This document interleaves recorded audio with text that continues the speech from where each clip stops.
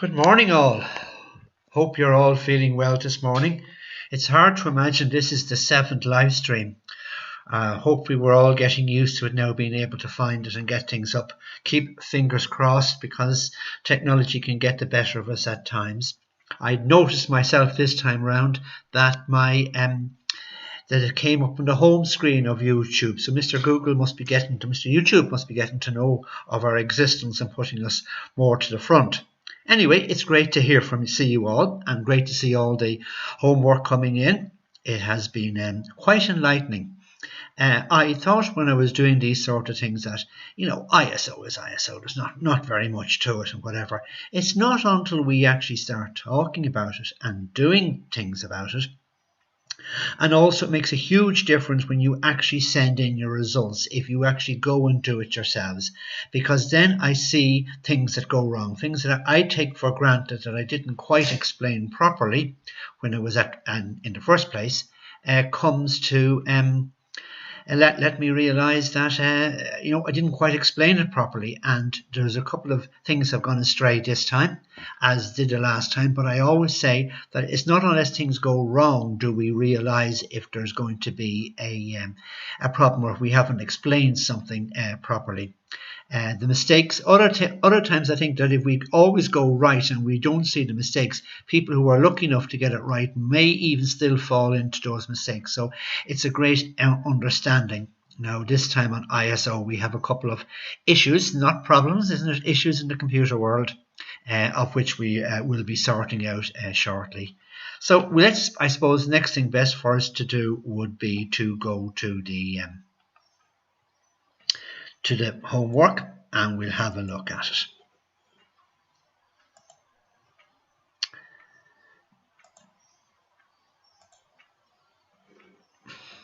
Okay, this time all the people came in with the name the right way around. That was a great help to me. So some little problems, but we're working through them. This first set has been put in by Pat, and Pat, as far as I can see, has done a very good job. In his case, because he's sending it in off the phone, I don't know which one is which. He said this is from 100 to 400 ISO. The photographs are set. They are all the same shot, so it's very hard for me to know which one was which.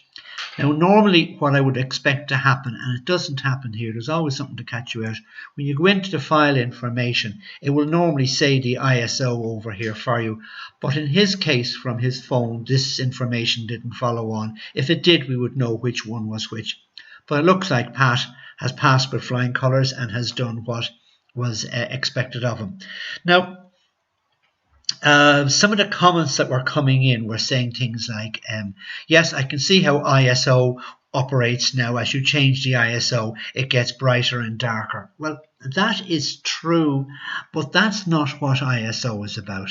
In actual fact, they should all be right, because when we are doing exposure compensation, yes, we're making the photograph brighter and darker. We're compensating to make it brighter or darker, right?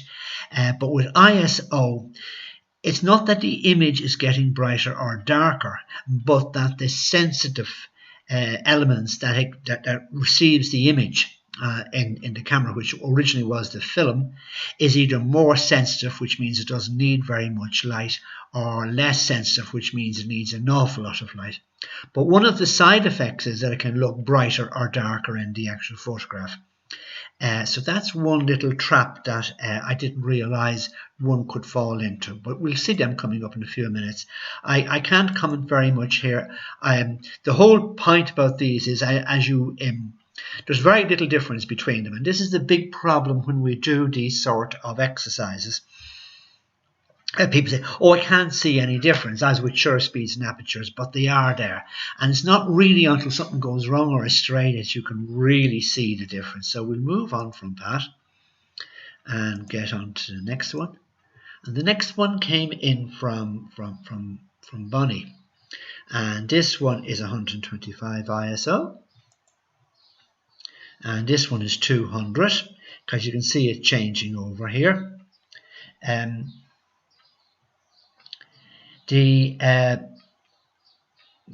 3.5 at f F8, which on most crossover cameras, bridge cameras, F8 or F8 and a bit is usually a full closed aperture. Now, I presume it was shot in program because you can't change your ISO around in automatic. But so in program, it's kind of maybe it has brought itself to there, or maybe that's not what it is. Load of these questions because that's 400 ASA. That's 800. You can see very little difference until such times as you do this.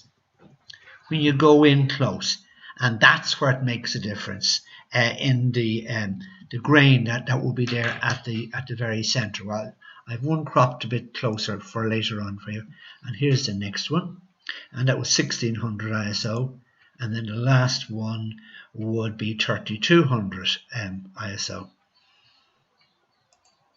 Okay, now I had a look at Bonnie's photographs when in Photoshop, and I had a look at the histogram because I was a little bit suspicious about it. It was something that just didn't look right in it. And when I look at it, I see that something has gone astray. See how the histogram has all moved off to the side. Now, I wasn't expecting you to do anything with the histogram in this case because we're talking about the camera doing everything, so we want to see what the histogram has done. Shouldn't really have done that. That is saying that the exposure isn't quite, there's something astray with it. So I went a little bit further and I had a look at the file info that comes up about the image in Photoshop. And I looked a little bit further here. I can see you have shot it with aperture priority, which, yes, I'm very impressed that you are going into aperture priority and doing these things. Yes, it can very much be done in aperture priority and shutter priority and program. ISO can also be changed in manual, right? But then you have a pattern metering system is probably the system that you have set on your camera. Now, other people have other metering systems set, so that's the one that you had set. So I says, yeah, that looks fairly okay. But the earlier piece of information where the histogram was off to one side was causing me some thoughts. So I went again and had a look at it as it came in, and this piece of information comes by going to the file, right clicking, going down to properties, and then coming across here to details. And I went down along and I saw this exposure bias -1 stop. That means that you did not bring back your exposure compensation that was set on your camera for -1. So you had fallen into that trap. And that is a very, very easy trap to fall into. You see, when you start moving settings on cameras, you have to be aware of it, because even though it is automatic insofar as it's semi-automatic, it takes care of the bits that you didn't set. So that was the reason why this was all coming out underexposed, because it was one stop over. You weren't the only one who made this mistake or other variations of it. So what I like about this is that it's great that this has happened, because I'm able to show what can happen when these sort of things come about. And it's a really worthwhile exercise when you go and you do it and you see what's involved. So that's what happened. Exposure compensation wasn't brought back to 0. It doesn't always default back to 0 either. So this next set came in from Declan. And we can see by this one, his system, because he brought it straight from his phone into it, he had it written on his file name. Oh, he's written on his file name, so it was 50. Okay, that's 50 ISO. Looks like you've got most of these right. They're all very similar shots because you put them all into one spot, because you're only comparing one to the next one. So it looks, when you look at it like this, that they're all the same, but they're not all the same insofar as it's the amount of grain or noise that appears in it, and we can often work it to our advantage. So that worked out relatively okay. Some people would have more choices than others. Patricia, now hopefully Patricia is with us, she was doing it on her iPad and phone, and on the iPad anyway, it doesn't seem to be very much choice to be able to change your your ISO on it. But a way around it would be to take a photograph in a bright condition and take a photograph in a very dark conditions. Oh, Patricia's with us with difficulty. Great to hear from you, Patricia. Well, you know, you always surprise us. So I was just talking about you just as you arrived, and we're talking about, in your case, your tablet doesn't give you all that choice, but it possibly does on the iPhone, because Pat did his shots on his phone and it shows you there where the ISO is. A lot of these things are here. It's just a matter of poking for them.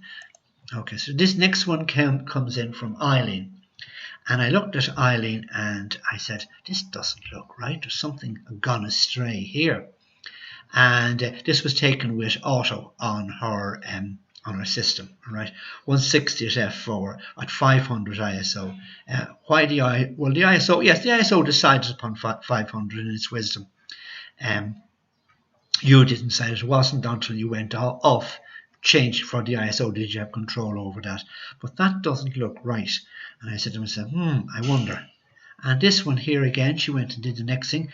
She's on the ball here now. She's got 200 ISO. That's what she was expected to do. But it still doesn't look. Still looks crazy exposures, right? 400, she's got that right. 800, she's doing everything absolutely right. 1600, and it's getting, did you notice it's getting lighter and lighter? And at 32, it's really getting light. There's very little detail out here. So I had a look at this to see what the problems and what the issues were. So the same thing has happened to Eileen. Look, she has her exposure compensation, but in this case it's 2.7 stops. Or is it plus or minus? Plus. Plus, she's 2.5 stops, nearly 3 stops over. And that's what messed up the whole system as far as the exposure was concerned. But it was perfect as far as the ISO was concerned. You had that bit perfect. But that bit caught you out, as it did other people. You weren't the only one. And it, as my mother used to always say, sense bought is far better than sense taught. And it really brings it forward, and it gets one's head around where these issues can come up with ISO. We would have often taken ISO for granted. I don't think any of you will ever take ISO for granted again. So here again, I went in to Eileen's and had a look at the information. 125th of a second, f6, 6.3 for 1600 ISO, and there was nothing there that gave me any more information. It was the exposure compensation that was causing trouble. When I looked at the histogram, you can see that it's gone way off to one side, and that was because of the exposure compensation that hadn't been put in. These are put in by Etna, and I think this is a good example of a photograph to try with this to see how the ISO, that's 100. And what I'll do here is, and it is a very good one to work with because there's kind of detail and whatever. So if you do the Control Plus and go right into it, you see that the leaf here is relatively okay. It's not brilliant because we've gone in a good bit, remember, but it's at 100 ISO. I'll do this again when we get up to the top ISO and we'll have a look, because they're more or less the same as you go up along. She goes to 100, she goes to 200, 400. You can see it changing here in the information, and she very kindly has put it up here into the file name as well for me. 800, 1600. Oh, 1600 was the last one, right? There's no 3200 in our case. Now let's go in and have a look at that leaf. And that's nowhere near as good as the first leaf that we had when it was at 100 ISO. So the whole idea of this is that you go through all your settings, you check it out, and you see at what stage are you starting to lose it. And you might say, well, I can't see the difference between 100 ISO and 200. Well, sure, I might as well use 200. Or you might say, I can see no difference between 200 and 400. Well, then you know that it's quite acceptable to use 400 ISO. So that was the object of the game, as well as learning how to use the settings on your Karmars and know the relationship with it. The ISO is a part of the triangle of exposure. It's one of the important bits in it that controls it. So the next one has come in from Gary. And when Gary sent in his stuff into me, he in the note said, and I put he was one of the first to get his homework in, one of the star students. And in the comment he said, yes, I see how ISO changes the brightness and darkness of the image. And I said to myself, that wasn't really what I was talking about. And in a few minutes you will see as we go through his stuff why he came to this conclusion. And he's got it perfectly on the ball. He has exactly done what said. That's the 100 ISO one, and that's correct, yes. And then he got to 200, and that's okay. Got to 800, and that is okay. He got to 1600, and that's okay. Then he got to 3200, and it went brighter on him. And then he got to 6400 and it got brighter again. So you can see how you would automatically say that as you change the ISO it gets brighter. But if you notice, it's only happened on the last two, on that one, and back there at the 1600, definitely back at the 800. From 800 back, there's no problem. It's only from there on that we have the problem. Okay, so I had a look at Gary's histogram. Now, as I say, I'm only doing this to see. It wasn't part of the exercise. It wasn't as though you're putting if you had corrected it here, you would have confused me, because then I wouldn't have seen it was wrong, because you could save yourself here and darken it down and do those sort of things. But that's not what this object is about.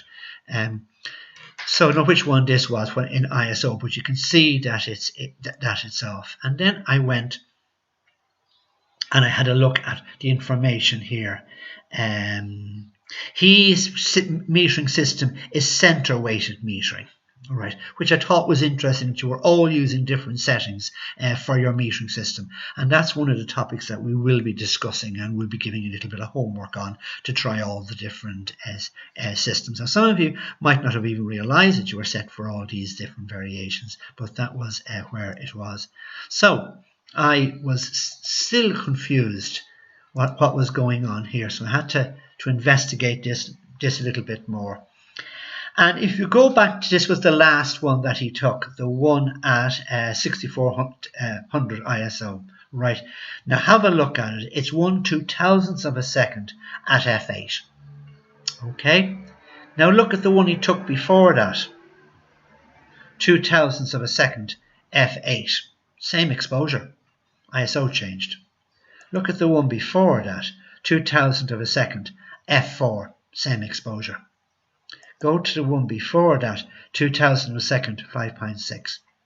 So what's happened here, you've ran out of rope. You've ran out of the ability of when we come to the triangle of exposure, there's three different things taking care of the exposure. You are taking care of the ISO, but the little nerd inside in your camera hadn't got enough of the two remaining ones, shutter speed or aperture, to be able to make an exposure change.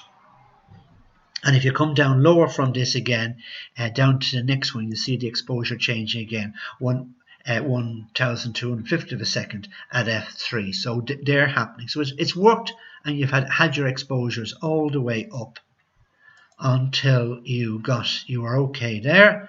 But when you got to this one, it was the same exposure. Because the camera had nowhere else to go, the only way you could cope by letting less light into the camera is by using a neutral density filter. And you've heard of people using neutral density filters on their cameras when they want to achieve a particular aim. And this is an occasion where you would have to use it if you were going to be using those settings.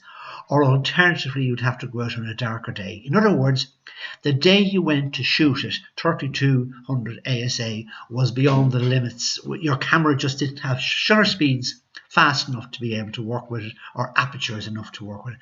A really interesting exercise. And I can see Gary's head going with the eureka moment. Yes, I can see when all these bits fall in together. There's a whole load of little things thrown here in the air, and this is a perfect example of it. Now, Gary, you weren't the only one who had this problem.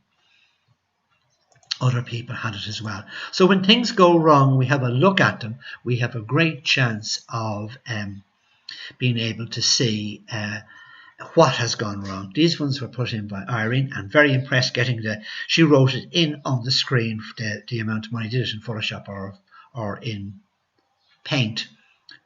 Paint isn't called, yeah.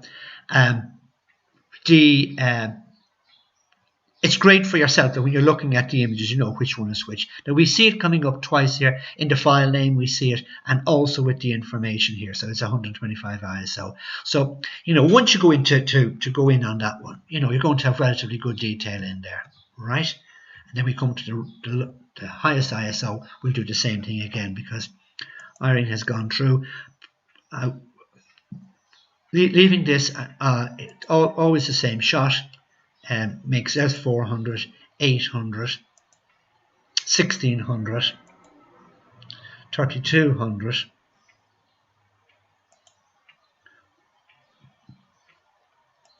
Yes, your camera still had, I was looking at the shutter speed there, your camera still had shutter speeds to be able to work with. It wasn't as bright a day as what Gary was working on. See, it's a little bit more overcast, or it was a different time of the day. And this is 6400 ISO. Now, might that one have ran out of rope? Let's have a look, see. The 1/250th of a second. No, it had enough. I just thought it went a little bit. No, it had 400. It had a bit to go to. Now, when you're 6400 ISO and you go in, look, you don't have that same detail in there. Now, you could, if you were photographing at night or whatever, and you'd no other choice to work with 6400A, it has its uses. I'm not saying it's not, but it's what I'm really trying to get across to you is the way that it operates. Because this is such a high ISO, now you ran out. Your camera hasn't got it. That's the smallest aperture you have on your camera, and that is more than likely the fastest shutter speed you have on your camera. Yes, look, see it there, they're both the same. So at the end you had this challenge as well, which is, you know, very, very interesting concept. Here we go into Morris, and this one, the 400 is written in on it. It's 1/200th of a second, 5.6 at 400, right? So she put in the 400. If you notice, it's taken on a very bright day. So we go to the next one, and look what's happened here. I think the same thing has happened. There's something gone astray here, right? It shouldn't go bright like that. It should remain, but because there's not enough in the system to, oh yeah, go back. I didn't. I thought I had done a screen grab for the details on it, but it's the fact that there isn't fast enough of the shutter speed to be able to cope with it. So you'd want to do it in darker conditions, because it's a very, very bright situation. You got it done in the shade, you would have possibly have got away with it. But it also says this is Mary. Mary's put it into each one as well and has gone through in each one of them. Now she's not in as brighter conditions as the rest of you, and she goes through each one of them and they all follow. Shutter speeds are changing here and apertures are changing as determined by the little nerd inside your camera, which is the automatic part of it. And then back to 100, and that all went fine. This is Susan's, and she has a series of shots here as well. And I thought this was a little bit strange as well, going through. But they, you know, you're hitting, that's 100 ISO, and that's looking right. And that's looking right, and you've got 400 there, and same as everybody else. So I'd have a look at it and see, and because there was just something about it that I just couldn't put my finger on what it was. So I had a look at it and I found it very interesting, this particular one. You see the way Susan is using spot metering, right? Which is very, very interesting. It's a very interesting part when we're doing the metering part of this little get-together, little course that we're doing. We will be discussing this in greater depth. But I don't know what spot she used for the spot metering. But normally when you look through your camera, a little X will come up, or a little dot in the center, and wherever that happens to be over, that little spot, that's the spot you're metering it on. So let's assume that she's doing it there on one particular spot, which I thought was very, very interesting. I didn't realize that so many people were using so many different metering systems. All right, I had a look at the histogram, and the histogram looks okay. You know, it's not all that bewildering for me. So I said, that's okay. And then I went in close, and that's what the high ISOs, and you can see what the detail is like inside. So yeah, that was all tickety-boo. Or that was all tickety-boo. I thought there was something, but it just overall, the bluish tinge was probably coming from the light that was in our hallway was on the bluish side. So that was an interesting little exercise, wasn't it? So to recap, ISO is one of our best friends. It's one of the three parts of the triangle of exposure that makes up our exposure that we'll be looking at in greater depth. And it's not really that it makes the photograph brighter or darker. It is the fact that it takes less light at a higher ISO to create a photograph than it does at a lower ISO. And that will also determine what, if you run out of space for your exposure to work. On Gary's camera, there was probably something flashing saying to him, no, can do. And that's usually the flashing warning comes up. But you're maybe more focused on doing the ISO part of the exercise than to be thinking about that. So that's the first one, ISO. And when our little get-togethers on Skype during the week, if you have any issues or any problems or any challenges about it, you can go back and have a look at it. But I think it's been actually very eye-opening to us, the whole aspect of ISO, because we talk about these things, we think we know about it, but we really don't know about it until we actually go and get involved in it. Setting it to auto lets the little nerd in the camera take care of it. But with this exercise, you can say to yourself on most occasions, I am quite happy to shoot at 400 ISO with my camera because I get as good results at 400 as I do 200. And as we learn more about the triangle of exposures we're going along, we can justify using that ISO rather than having it at the automatic. So we are moving along into the system. So that's that. Okay. Now, where do we go from there? We go into our next exercise, our next little project that we have ahead of ourselves, right? And you'll be glad to hear that you don't have to take any photographs for this. You don't have to press any buttons on your camera. This is without camera. This is all on computer. And do you remember a while ago I got you to get the 12 best photographs that you had and put them into a folder? And I said we'd be using it later. Well, now is later, right? And we're going to make a little slideshow with those images that you have. And there's all different ways of doing this, not just the way I'm going to show you. This way is probably possible for 99% of you to do it this way.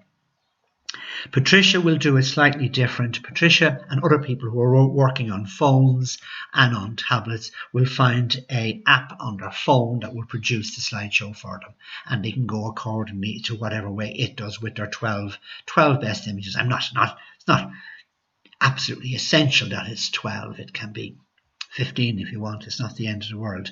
But how you're going to go about doing this is you go down to the bottom of your screen and you put in to the little box down there, you put in photo, right? Because you're looking to see if you have an app in your system, in the Microsoft app called Photo, the Photo app. 99.999% of computers have it. It's there when you buy the computer. Okay, so that's why I'm bringing you to this one, because everybody has it. I use it myself, and it is quite a useful piece of an app, and it's nearly always there. If you don't have it, right, you can go put Store in here, go to the Microsoft Store, and get the app in the Microsoft Store. Right, just put in Store, and then these slides are slightly in the wrong sequence. I meant to change it and I forgot to this one should be before it. This is what comes up when you go to the Microsoft Store. Put in Photo and you see it here, Microsoft Photo, if you don't have it. Just notice in there, Photoshop Elements is also in there, right? So then you say, yes, you agree to that.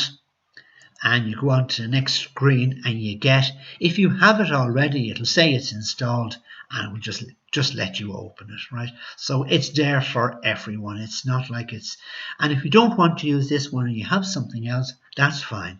It doesn't matter. But it's the whole idea of making slideshows. So it comes to you something like that when you open it, or it might come all different sorts of ways. It also is a part of the system that shows you all the photographs that are in your system. You might have to do some poking. It doesn't always come the same way, but you go in here into new video. I put these sets of slides in here so that if you've got difficulty putting this together, you can go back, and I have circled around the bits that make the difference. You say, I wonder which one, so you can go and have a look, see which one. So you go to new video. So you go down, and when the new video opens up, it gives you all these options, right? So I went for a new video project, because automatic video is okay, you can go that way if you want to, but this gives you more control. So you go to that. So now you have to call it by a name, right? So the slideshow, you're going to call it, you can call it whatever you want to, but let's say you call it Jewels of Ireland, and then say Jewels of Ireland by your name, right, in the title here. And the reason for that is that when you send it to me, I know without opening the folder who it is that actually owns it. In reality, you don't have. The only reason for putting your name is that when you send it to me as your slideshow, as your homework, I will be able to know who it's from. Okay, so you obviously, when you've got all that written in, you say okay. And then you move into this screen here, and that's what comes up, and you hit the add button. All right, oh, I didn't put a circle around it, sorry. And when you put the add on it, you can add photographs from this PC, from my collections, which you saw earlier on, or from the web. So obviously it's from this PC. It is sitting in the folder called, hopefully, AAA on your desktop, with your best of your best 12 images. It should be sitting there. It should be only a matter of going there to get it. So that's what I did. In my little, on the desktop, go to the folder I had in it, and then you open it. And then all the images come into this spot here. Okay, so you then highlight them all in there, assuming you want them all. You can bring them in one at a time if you want to, or all together. Tick them all, they can come in together, and then you just drag and drop them down here, and they all land down here. You can swap the order here, you can change them around, you can do all sorts of things in here with it. So anyway, you get it into there. Next thing you do is, I am saying to you, I want the first screen to be a title screen, and before that, the first screen to be a black, and then a screen. First screen is black, and then a title screen. So that's what comes up. It's called add a title card, and that's what gets it. So if you notice, this one was highlighted in the previous one. See where the line is underneath it? Wherever that is, the card, going the wrong way. Wherever that is, the card, add title card, will come in front of that. If it's not in the right spot, you can move it around as well. And then you go into add title card, this comes up, and then background. You've got control over the background. Go in, hit background, and I made it black. And then you hit done, and that is done. So you've got a black card, right? So that was that one. And then the next one, I go here again, add a card, so that I can put this title in, right? And then you add title, and there's this section back there called text, add text, see it there, and that will allow you put the text in. So it's on this one here, so you can put in whatever you want to. You write it up here, and you have control over it. Okay, go on to the next one, and you can move this little button here, and it will play for you. There's different amounts of time and duration for the slides coming through here. So we go on to the next one, and this is just coming here to the end to add the title one in, or the end one. At the end, you see it was underneath that one, it pops in that one. Hard to get it to the end. You got to do a bit of trickery here. There's the two at the end. End with a blank, and this will be whatever you want to put into it. So in that one there, you put the line underneath it, so you can use the text. I put the end in. Right, you can say thanks for watching or whatever you want to, totally up to yourself. Okay, and then the next thing that I tried to do is mark this one from there as you would with images, and then I went to the last image in the system and marked that one, so that all of these are marked. When all of those are marked, you can do things like duration. All right, and when you go for duration, you can go for whatever amount of time you want to. About 5 or 7 seconds. You look at it yourself. If it's too quick, it's gone too quick. So, I don't want to be on there forever either. But about 7 to 10 seconds. If you don't like what they say, you can have it. And if they're all highlighted, the time will go to them all. If you only highlight one, you have control over one. Down to the next one, you can put in your background music. Okay, so highlight the ones where you want the background music. This isn't quite an exact science putting in background music, but kind of works. You go here, pick the music that you want to, and if you put your cursor over this little diamond here, it becomes a square, and it lets you hear the piece of music. Sync to video to the music beat if you want to. I very often don't bother with that one at all. I don't include that one. Sometimes you can't play with it. And then the title of what happened here is I put this in to show that when I went and showed the show before I said I was happy with it, I went along with it and I found this last slide, which is this one here, because that's what's showing up here, because that's where the line is, has the word title in it. And I didn't want that one. That was meant to be a blank screen. So when that happens, you can go back into that with text, take the text out of it, and it becomes a black screen for you. All right. When all that is done and you're happy with it, you can play it here each time and you get a preview of it here. You can swap and change, you can do all sorts of things. And then when you're happy with it, you move on to what's going on here is I've been trying to get music to come in, and see the way I have it at 5 seconds, but my first set, that's only a 4 second and that's only a 3 second, but the main show itself is got 5 seconds of a delay. You don't have to go with that. Then when it says here, go finish video. Now, you're totally certifiable now as to what these two things mean. 16 is to 9 and 4 is to 3. That's where the ratios are coming up. And you remember I was saying that when we're doing slideshows, I think, you can disagree with me, but I think that the 16 by 9 is the way to go, because it's the full screen that you're filling up. So rather than 4 by 3, which is the one the squarer type one we have, you might find most of your images are 4 is to 3 in ratio, but 16 is to 9. That's why I was saying that. So go 16 by 9, unless you want to be different, then you can do that as well. So 16 by 9, right? So then when you say that, this screen here comes up. And it gives you high, medium and low. Obviously, if you're going to be doing it for yourselves in the normal course of events and going to put it on a memory stick or whatever, go for the high, right? But I put it to medium because it makes it easier for me when we're transferring it, to put it up onto YouTube and to move it around with the Wi-Fi the way we have. I go for the medium, but and then you hit the word export. Then when you export, come on, it will go and it will pop up with a dialog box like that and do it. Usually the default position for it to go to is videos. All right, so the file name is what we were saying. You're going to call it whatever name you want to call it by your name, so that I will know what it is. So you put it in there. Also, the name you put there is important to remember what that is, because if you can't find it and it gets lost in your system, because the exported file doesn't land somewhere where you know where it is, you can put a search in for that file name and you can find it that way. So it can be very handy that way. Hit the word export and it will start exporting, and it'll come up with a dialog box, something like that. And then after that, when it's all finished, it will pop up on the screen as a finished job for you, and you can have a look at it in this screen.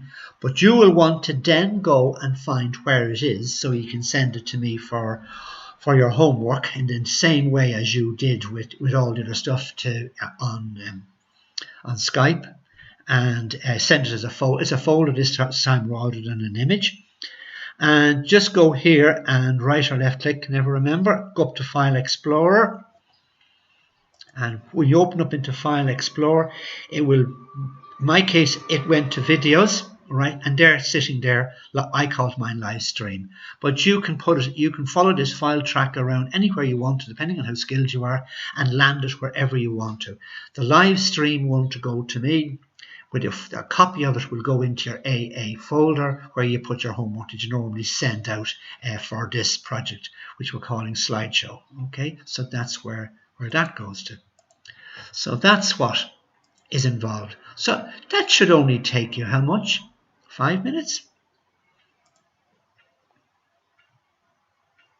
Now, so how to do that in reality? Okay, let's do it for real.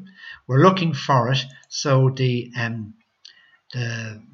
piece of this, the app we're looking for is called Photo. In my case, look, it's sitting up there, but you could put it in there, and it'll come up, right? Photo. If you don't have it, you have to go with the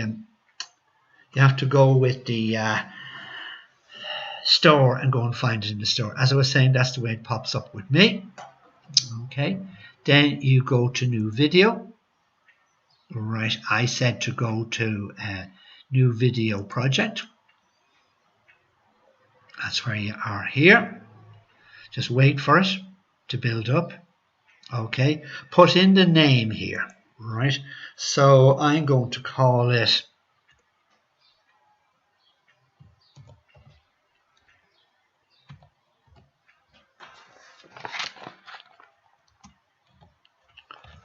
maybe those of us who are fast typers.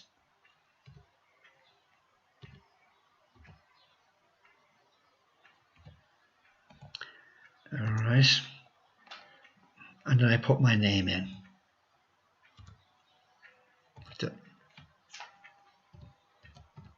Okay, so I know who it's from, and I say okay. So that's that bit done, and that's sort of for. So then you go add from this PC. You will have your photographs sitting in the AAA folder on the top on the screen, and it'll be your 12 best images, and that's where this has landed because I was playing with this earlier on, make it easy for us. So you highlight the first one with one gentle left click. If you want to, you can do it one at a time, or you can put your finger on Shift, leave your finger on Shift, go to the last image in your system, highlight that, take your finger up off Shift and hit Open, and here they'll all come in. Adding files.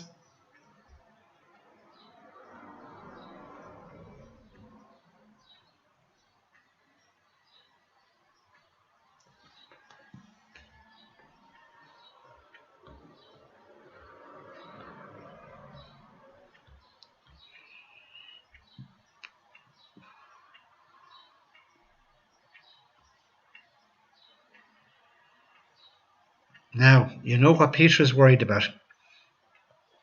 Have we asked the computer to do too much, to do a live stream and to do all this? It is taking its time to work through it.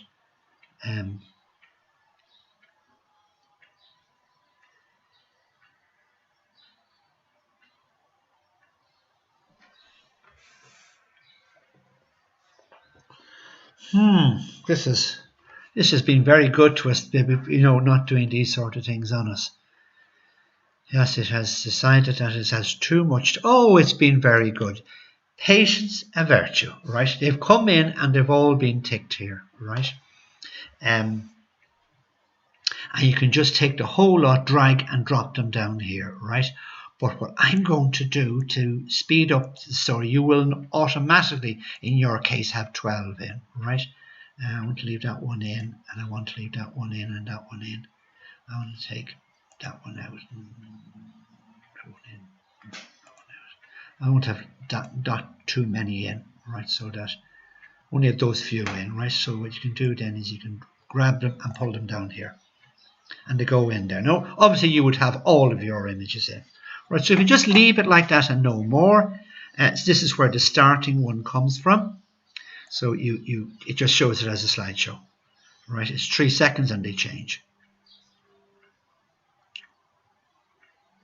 Okay, and if you don't want to see that, you can just put your finger there and bring it to any one you want to. Okay. Now, if you notice that nearly all of these images are 16:9 in ratio, because they're all off my phone. I did it the same one I used up on the YouTube, and they're all on the, so they're all nearly 16:9, all bar the first one.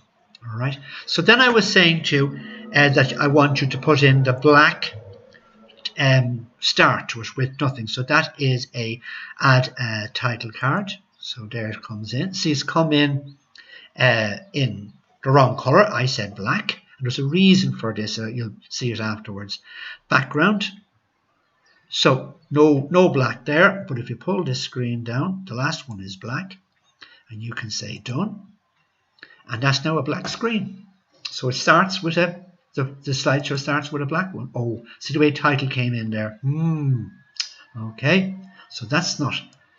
We have to disapprove of that. Okay, so we bring it back to here, and if you see add text, go in there, and it's because the word title is up there. So you just take title out of there, hit done, and that becomes a black screen. There's only black in there now. Oh, go back to the start so you only see it as black. Okay, so that solved that problem. So you want to put another one, title one in, as you want to get it in between. It always goes one in front, so you have to highlight that one and add a new title card, right? And this time we want to add text. Oh, I put 2 in by mistake. That's not the end of the world. I'll show you how to get rid of this one. Go back to this one. This is the one I want to add text in. Okay, text has come up here, right? So we're going to call it, we just call it live. Live. You can hit the hard return to get onto the next line if you want to. And come down again, but with a hard return, it'll come down. Or enter key by who am I? Right, okay, so that's what you have, live by Peter. And then you can see which, ooh, that doesn't look great. Sure it doesn't. You can go with that. Nah, that looks okay. We go adventurous. You can play around with it. Just go simple. You can go bold. Right, go fresh. You can play with it until you see. Okay, we'll go with that one because we don't want to be here all day. So we say done. Okay, so now from the start we have this one. This one is wrong because we don't want that one. So you can just right click on it and remove title card. Now make sure it's only the one that's highlighted. If they're all highlighted, they will all go on you. Remove this title card, right? So now if you go to the first one, which is here, clicking there, run it here, it'll be black, running into the title slide, running into the slideshow. Okay, and it goes on. Now we also said we wanted the last one. We wanted you can pull this fella here to get to the end, or this fella will bring you to the end. Now it's hard to get a black and a title card in there, right? See, it didn't go up quite in. You want 2, one for an end and one for the black at the end. These fellas here let you do it. See, it's in the wrong spot. We can grab this fella and bring him up here and put him in. Great. You can change your sequence around to suit your heart's content. This one, the text that's going to be in that one is D. You can put whatever you want to. Oh, it's slowing down now. Okay, here's the title. You can put in whatever you want to. Thanks for watching, or THE. Or you can put a capital in, you know, when you have plenty of time.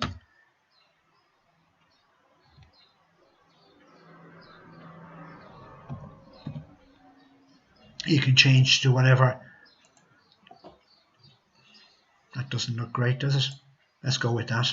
Okay. Now, there's another thing you can do here as well, is which works out very, very handy, and that is you can put it wherever you want. You can put it down there. You can put it in the middle. You can put it off to one side. you can do wherever you want to with. So just put it in the middle, and we're happy with it, we say done. Okay, this one here is meant to be a black one, but there's text in it. We know that because we made that mistake before. So go into text and take out the word title because you don't want it to appear there. And we say done. So we can start running the show from there. Just to check it to make sure that goes to the last image, then it goes to this one with the end in it, and then it goes to a black one at the end, because I want a beginning and end as a blank one. Because my plan is I'm going to put all your shows together to make one show, so that each one of you starts with a blank and begins with a blank, and then at the beginning it's who has taken it, so we know whose photographs it is. Right.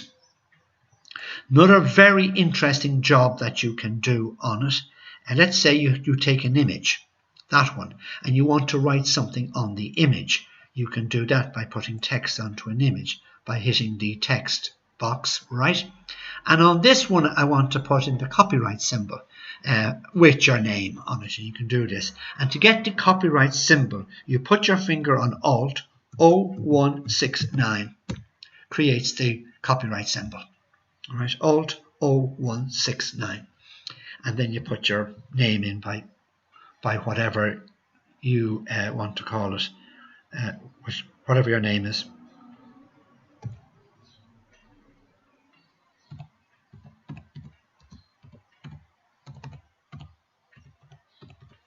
Okay, very often it looks quite okay in.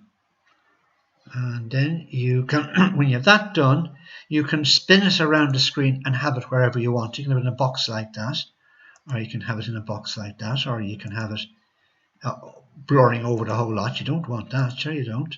You don't want that. Ah, simple. Simple. You see the way I had it in the box. So I take it so down there now. I don't know how to change the text color there, but we'll, you know, that's without the box. Another one of these ones gives the actual box. Keep on playing. So we can put that in there. When you're happy with that, you can say done. Or you could put that on your blank screen at the beginning. You could whatever you want to do it. Right then. So now we are getting the slideshow together. And it's coming together quite well for us. And you can move that anywhere you want to see any part of it, or you can stop it. And let's see now, 3 seconds is it. The actual slideshow itself, all our images, I think 3 is a little bit on the short side. So you highlight the first one, put your finger on shift like you would with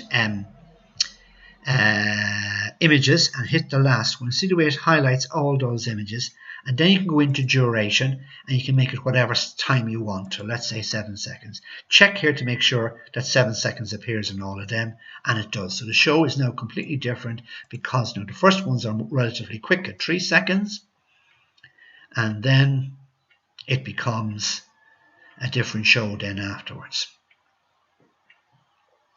Okay. And the time, which is about 7 seconds, is a reasonable amount of time for people to have a look. You could go as far as 10 and be still quite acceptable. Right? So that's all things that go in there. And we have that and that done. And now stop. This one here is a very interesting one. You see, this one isn't 16 by 9. Okay? And but you can make it 16 by 9 in the system by, that's the 4:3 version. Oh, it's moving. Oh. Let's go back to this one because this is where we wanted it to work. See, that's come in here, has to be stopped. There's, you can have it 16:9 or 4:3. That's the way it was shot, 4:3 or cropped 4:3. So we make it 16:9. Why didn't it go all the way across? Most times it does go all the way across. Seems.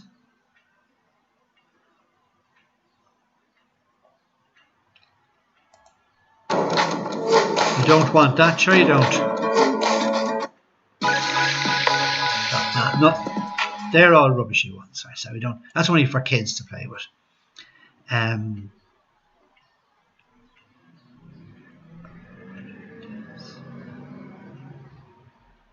Okay, as you go through this, there's a whole load of other settings within it as well. We're just getting nearly an hour into this live stream at present, but you can go and play with it yourself, and you can get it to go off to one side, or you could have cropped that 16:9 and get it to work. All different bits and pieces that you can do with it. There's no end to different possibilities, and other programs give you other things that you can do. So the next thing, let's try and get let's get some music in.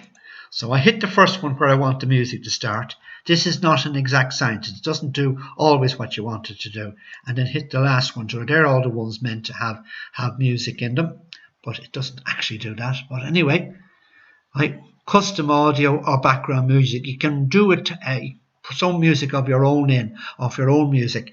But the difficulty is, if we're going to use it here in a live stream or use it on the Anoiga website or whatever, you may run into copyright issues on it, and it can be stopped within the YouTube system.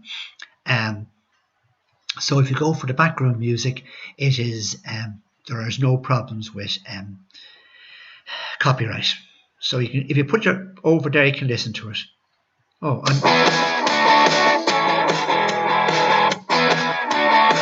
or this one.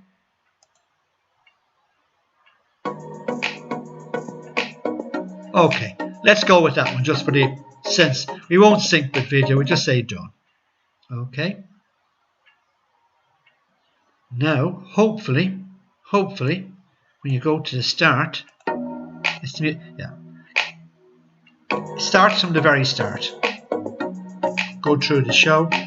That one didn't go 16:9 first. See that Peter Gallagher came up on the bottom?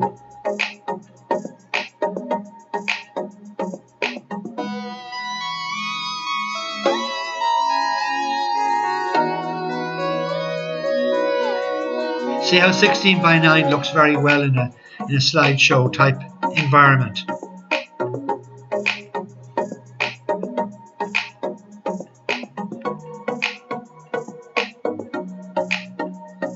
And then it goes to a blank screen at the end, and the music fades out, which is exactly what we want to achieve.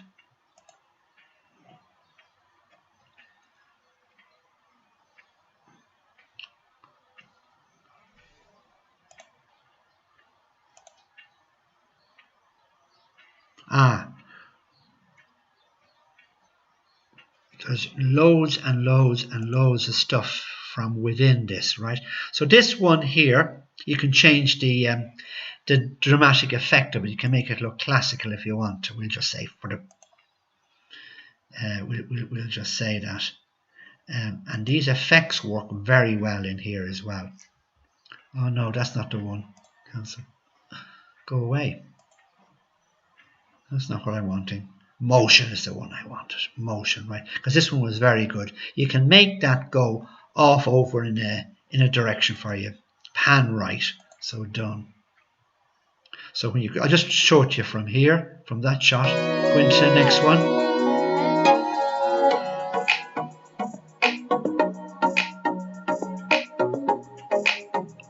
See it moving? I think that's quite dramatic. Adds a little bit of motion to it. Anyway, that's that. Let's assume that you are overpleased with all of the above. And now we go to finish. Finish video.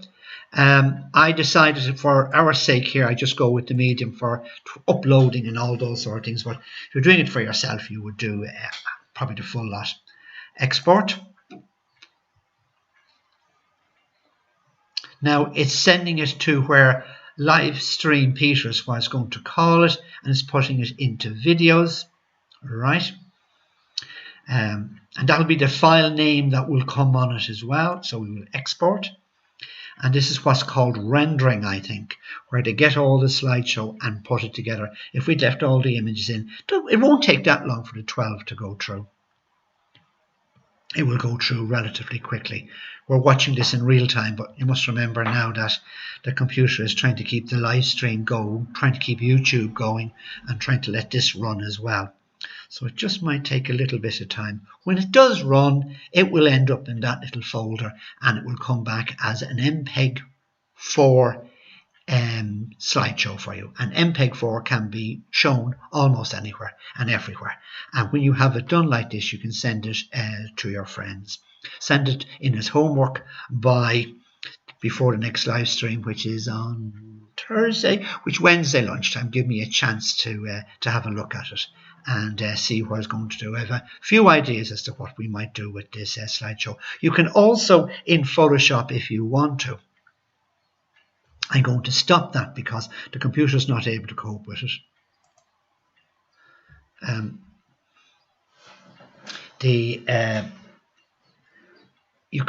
have a few ideas as to what I was thinking of doing with it, so we will see. And I'm also going to tell you about something else at this stage while we're waiting for that to stop, so we can get back to normalities if we can. This is the one for the next one, the little slideshow. And it's something that we can do again and again and again. And it's a lovely, lovely thing to do with our images. My idea would be that if we ever get back to normal and we get a place where we can show stuff, people can bring down their little short slideshows and show it at the beginning of the night, because you can just put on a USB stick and stick up onto the TV. Or at that stage, you may have it downloaded onto somewhere on the web, and you just go in there and you have a look at it and show it to people on a screen. Lots of things like that can be done. So the next live stream that we're going to do, I'm going to start talking about our project, and I'm giving you advance warning. All right, because you're not getting this job to do until next week. But I think if you knew it was going to come up, it will be of advantage to you. I'm experimenting again and trying a new idea, and I want to try and get it to work for May, so that hopefully by June we'll have all the problems that will go wrong with it ironed out with it. So what it is going to be a NOIGA photo challenge. Right? It's not a competition, not an exhibition. It's just a challenge, open to everyone. Those of you who are doing this little course with us, those of us who are following us on live stream, those of us who are just normal members, anybody who wants to enter can enter into this system. And we're going to ask you for one image, and the one image has to be an award-winning, best possible photographic image that you can take. And the theme is the new normal. The way we're going to be going into the future, the new normal. So all you have to do is to take one photograph of extremely high quality and aesthetically pleasing, and you need a title or a caption for it, all right? Because a caption kind of could be humorous, or it could be a part of it, or whatever. So that is the plan. I'm giving you advance warning of it is going to come off. And you can start working on it. I'm going to start. It's going to be I'm hoping all things to go right, that it will be for to be in by May the 25th at noon. All right, is when it's going to be. So you're ahead of the posse. You can tell your friends about it. It's coming up, and just go out now and start shooting with all the extra knowledge that you have in order to do this type of photograph. Right, and I'm going to take a chance now and bring this back and go to full camera screen. Oh yes, I'm back here. That's all going on in the background. I was hoping that I would be able to follow it right through to the very end and show you where the folder lived. But if you went back through the first bit that I'd done, where I went through everything before I did it for real, you will have it there. So that's it, folks. Thank you very much for your time and patience. I hope you're all enjoying these live streams. We'll have another couple of them before we finish off, and hopefully we'll all have learned as much as we possibly can. A lot of other little areas I would like to cover. We've got the rest of the triangle of the exposure to do, the aperture and the shutter speed and the implications that are involved with it. So you've a lot to look forward to. I don't want anyone to feel that anything that I had said we were talking about is not a criticism towards anybody. It's the fact that we really learn from other people's mistakes as well as our own. And it is great that these things happen, because it gives me a great chance to explain what goes on. And I'm sure those people will go back and sort it out.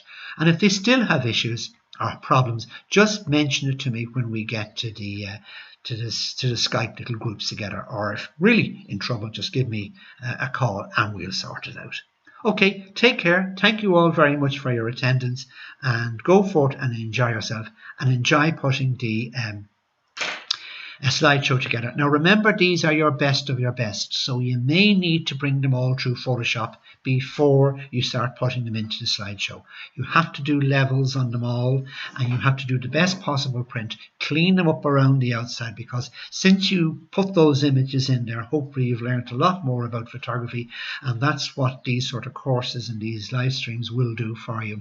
And by exhibiting stuff and putting stuff into challenge and whatever, you're challenging yourself to these issues and try and get as many bits into it as possible. Okay, take care of yourselves and be good. Looking forward to seeing you all next week. And then, of course, our Skype little groups during the week. Okay, take care. Slán agus beannacht. Bye.